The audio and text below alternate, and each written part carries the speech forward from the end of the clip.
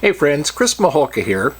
Some of the videos I've done recently about UV resin for fly tying and tests of 5-minute epoxy have gotten really good reviews, and I've got questions from some of my viewers asking if I would review some of the popular pouring or basic casting resins, coating resins.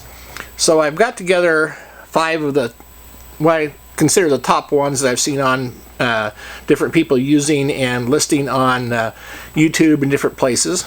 And I'm going to do some comparisons on these. What I'm going to do is pour some discs of each one, and I'm going to show you how to do these so I can check clarity and also, very importantly, bubble retention in the epoxy. I'm also going to use my little homemade hammer device here that I can do tests on hardness to see which ones after they're cured actually are the hardest, if any of them are any different. I did main pouring on these samples about 60 days ago, so I gave them plenty of time to set up and get really hard before I do this hardness test. But I am going to show you how I pour the samples, and I'm also going to go over, with each of these resins, there are some things that are unique. So I'm going to cover the unique points for each brand, things that I have gleaned out of the instructions and the sample pages and all those things. So let me get started with this, and we'll show you how it all works. Okay, let's start with the components that I've got for this. First is Art and Glow, available online on Amazon. It's a 2-part, and these are all 2-part resins. I've got East Coast Epoxy resin and hardener. We've got Angel Crafts 2-part, and one thing you'll notice about this that kind of caught me off guard is one part is blue compared to most of the others. Most of the other part Bs are a yellowish color, but this is a part A that's off color, so we'll see how that works. And then 2 Alumilite products. This is Alumilite Clear. This I got on Amazon. And the other Alumilite is their amazing casting and coating resin. And this one I got from my local woodcraft store. They stock this for coating furniture and different craft projects. So different types of materials or different brands of materials. We're going to show you how they mix up and what the differences are. For the one on camera test I'm going to use the Art and Glow resin. Some of the tools I'm going to use here, I've taken the small medicine type container and I've measured out 1/4 of an ounce and marked that mark on it just so I have a reference for measuring. Then I've taken this one, I've got this one marked with an M for the master. Then I'll take a bunch of these and I mark them equally, so I have a bunch of cups that now have the same 1/4 of an ounce mark on them. So when I mix these, I know that I'm pouring 1/4 of an ounce of each one of the epoxies into the container. If you take and mix put 1/4 of an ounce in each one and then pour from one to the other, you're going to get an uneven mix because some of it sticks to the inside of this container. You'll get slightly less of this than you will the one that's already in there. So what we do is we take these two, we've got them filled, and we put them in another container. A larger container with more flat space. That way when I stir them, it gives more room for the air bubbles to come off. And I've got my stirring stick, my little coffee stirring stick there. And then I'm going to pour this lid. This is from a 35 milliliter film container. I'm going to pour this lid full, and I'm going to pour some in each of these little rubber bands. These are just little green rubber bands from craft stores. This is going to tell me how the bubbles come out, how thick it is, if there's clarity to it or if there's color. I can use these to actually bend them to see how brittle they are. So that's the test we're going to do. We're going to start by pouring up to the level our part A on 1 cup. I'm watching this from the back side, so I may not get it as exact as I would like. Looks awfully close right there. Now if you go a little over, just make sure you do it on the other part, but having some kind of the reference mark is extremely important to make sure that you are close at least on these. We try to get as exact as we can for these tests. So we're very, very close there. So next we're going to take one part, add it to our bigger mixing cup. Try to get everything scraped out of the measuring cup. It's okay to scrape it on the sides of your mixing cup because it's all going to run down inside anyway. Once that one is cleaned out as good as we can get it, we're going to go to the other part. And I did warm these up. Both these were warmed by setting in a tub of water, 80-degree water, for a half hour. So I got them warmed up to a temperature that they were a little bit more thinned, so they would flow better. Now we've got our two measuring containers there. Now on this particular resin, it says mix 3 to 4 minutes. Now it sounds like a long time, but if you're used to using 5-minute epoxy, but when you're using these epoxies that take 24 hours or 12 hours to set, mixing for 3 to 4 minutes is not a big deal. And you need to make sure you time this out so you do get it mixed well. And I'm using the bottom of my little scraper, my little stirrer there, to make sure I scrape the bottom of the container. Then I'm also going to go around and keep the scraper along the edge, make sure I get all of the material separated from the edge. Now if you're doing this for table pours, you're mixing in buckets. This is more for craft items like jewelry and things. Smaller items are for coating lures or something where you're mixing small quantities like this. Mixing it for a table pour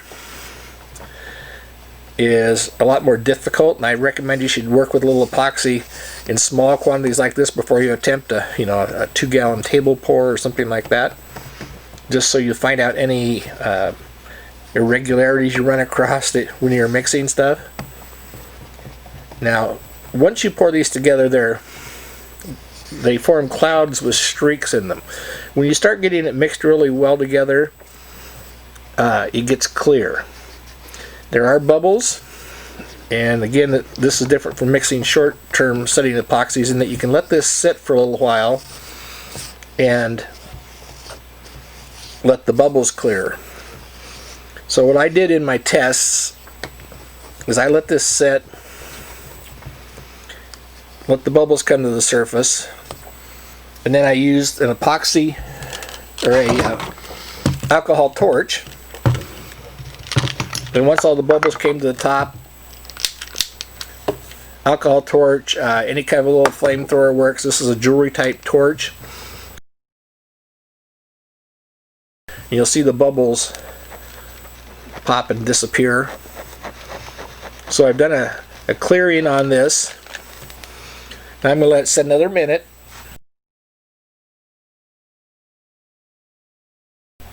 Once that minute's over, I'm going to give it another shot of heat. You can do this with a heat gun as well. Hair dryer, anything works. You're not using a lot of heat, just warmer to make the bubbles pop. Once I have that completely mixed and cleared the bubbles, I'm going to go ahead and pour my sample here. And as you pour, if you hold it up a ways and let it run, some of the bubbles will actually come out as it pours. So we're going to fill this little lid up to the edge.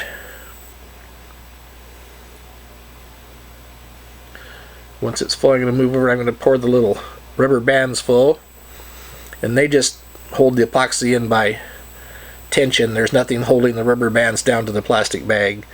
A little bit may leak out around the edges. If it does, that's okay. So that's how I did the tests. Now I've got to let these cure. And as I said before, the tests that I did that I'm going to be showing you here next were like this, cured for 24 hours. Then I've waited 60 days now before I do the hardness and brittleness tests on them. So all we have to do to get these to come out of these little plastic shells is just to bend one edge of the plastic, and it pops right out like that. That gives us a disc there, and the ones that were inside the rubber bands, the rubber band just peels off the outside like that. So what I'm going to do for a hardness test, is I'm going to take this and I'm going to put it on this little block right in front of this little target here. I'm going to stand the hammer up. I'm just going to let it fall under gravity and hit, and we'll be able to tell from marks made on this whether or not it's very strong. So let's start with this. Okay, we'll hold the hammer up, straight up, let it fall, and see how our little test did. Now, you can see it, but there is a very slight mark. Very, very slight mark. More of a marring of the surface really than any dent. We'll try it one more time, same spot. And again, almost no noticeable impact area. There's just a, see if you can feel just a little tiny spot. When you look at this against the light, across the reflection, you can see there's almost really no damage to that surface at all. Just a slight mark where the hammer hit. So in this case, I would call this basically as hard as it gets. I would not expect it to get any harder than this. Now, as far as the small little pieces I poured inside the rubber band, there's basically no flexibility in this. I can't bend that with my fingers. Now, I would say it's extremely stiff.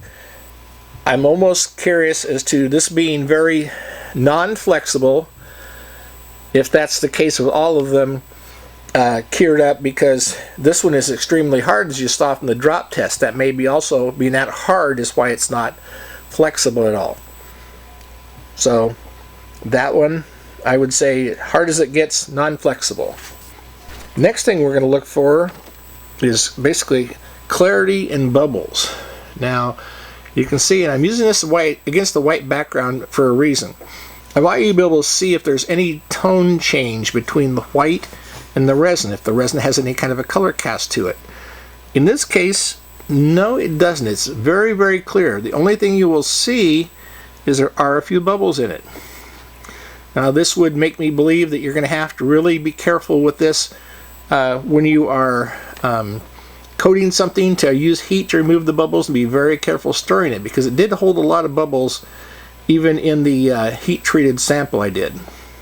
So now that you saw how I did the tests and how I graded the Art and Glow, let's go through the others. This is the East Coast resin.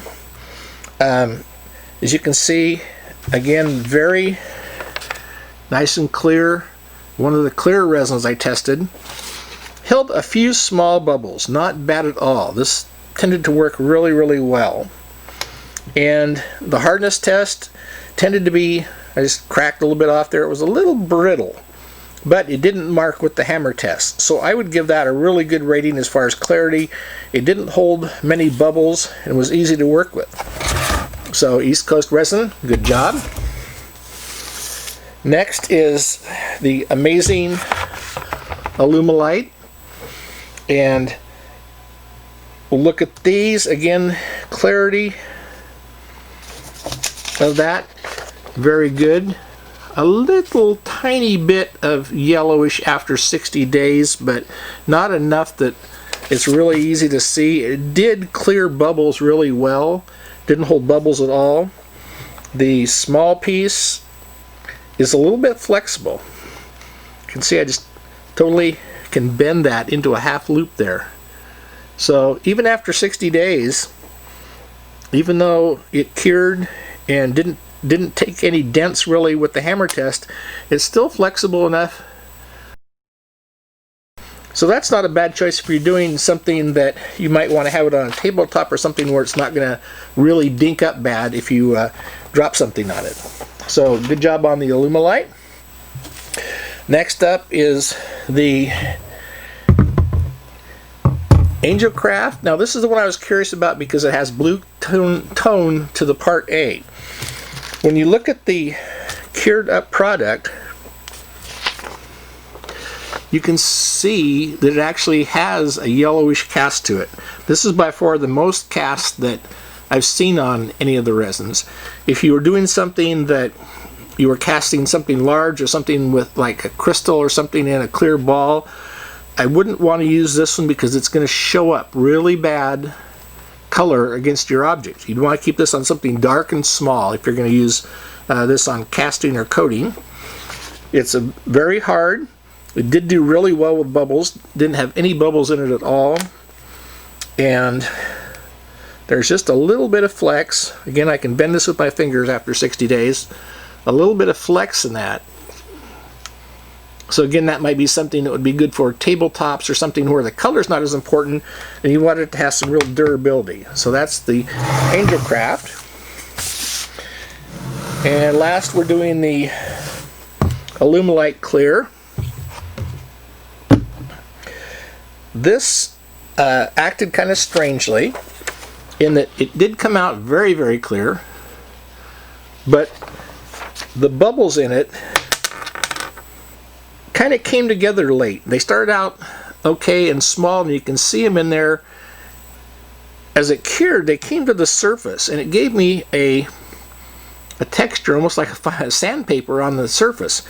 So if you're using this Alumilite Clear on anything, you want to make sure that you keep after the bubbles even after the curing process starts, and make sure you hit it with heat well into the curing process to keep those bubbles from forming on the surface.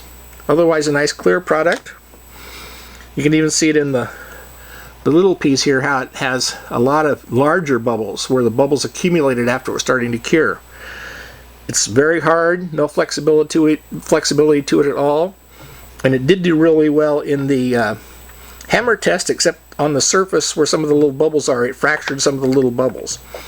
So this will be good on something that you really need to have a clear coat on, but you need to make sure you keep on the bubbles and make sure that you get those all heated and removed before it cures up totally. So now that we've got the testing done and we know how hard and clear and flexible things are, for those of you that have stayed with me this long, I want to share some of the quirks that I read. And I've read all these instruction sheets very carefully because I wanted to make sure these tests were done as to closely match the different epoxies as possible. But there are some things that popped out that are just a bit strange. Let's see, let's start with the Art and Glow. Did well, held a lot of bubbles, as you saw. The thing that I saw in these, and most of these say pretty much the same thing in mix 3 to 4 minutes, carefully to avoid bubbles, so forth. Art and Glow says, and this is number 6 on their list on their bottle, cover and let cure for 24 hours.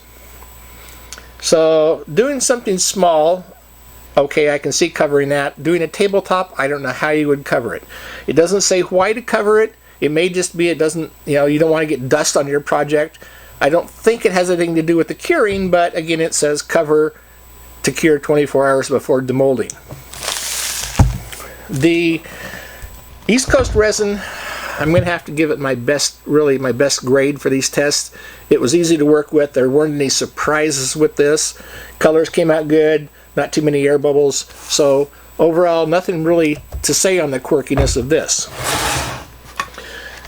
The Alumilite I liked because you can buy it in places like Woodcraft. So these bottles I had to ship, pay for shipping, wait for them to get here.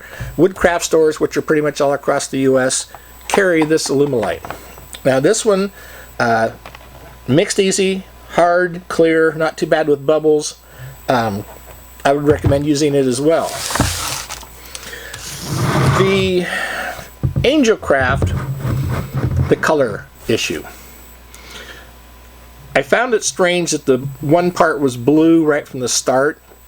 I thought maybe in the chemistry mixing, and I'm not a chemical expert or a chemist, that maybe the two would somehow cancel each other out and the shading would go away. You wouldn't have any issues. Although we found that it does have quite a bit of a yellow cast to it once it's mixed. So that's kind of quirky with the Angel Craft is the color part. So something to watch for if you're doing a project you need extremely clear. Speaking of extremely clear, the Alumilite Clear. This one is a little bit different beast. Everything else here, I showed you how I measure, is measured by volume. This one, right on the front, 1-to-1 by weight. So when you look at the bottles, this is, other than the test I did, one is low, one is high. That's telling me that the weights are different. So you can't mix these by volume and expect to get the perfect mix. You need to have a scale. Two containers. Put one container on a scale, pour in however much you want of this part, or if that's the A, that's the B. Pour in however much you want of the side A, it really doesn't matter. And measure it on a scale, then take that one off, put this empty cup on the scale, and pour in the part B until you match the weight. They're not going to be exactly the same level, so you have to be careful with that. That is the real quirkiness of the Alumilite Clear. So I hope this helps you out some with your epoxy choices. None of them were really bad. I didn't have anything that didn't set up or didn't cure. They do take 24 to 48 hours to get rid of the stickiness. So if you're planning on doing something you want to use or display or even take out of your environment within about 48 hours, it's going to be tough. You're going to pick up dirt or dust or even worse, fingerprints if you touch it. So give yourself time, mix it really well, knock the air bubbles off, and these products should be good to go. Other than their little quirkiness, which you might take into account, any of them will do a good job for you. Thanks for watching, and I'll see you next time.